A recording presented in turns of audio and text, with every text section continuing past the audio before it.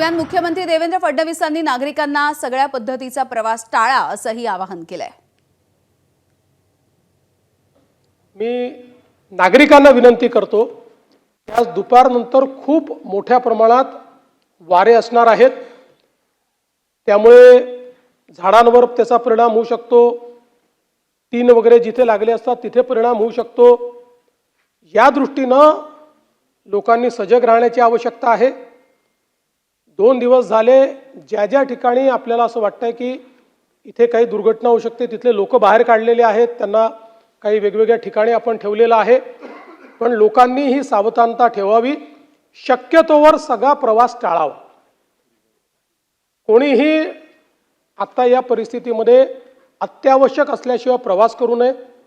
आणि विशेषतः युवांना माझी विनंती आहे की आजचे वारे आणि एकूण पावसाची परिस्थिती बघता टुरिझम म्हणजे ज्याला आपण असं म्हणतो की लोकांना युवांना आवडतं पावसात जाणं, धबधब्यांवर जाणं, तर आज ते टाळावं अशा प्रकारची मी सर्वांना नागरिकांना विनंती करतो।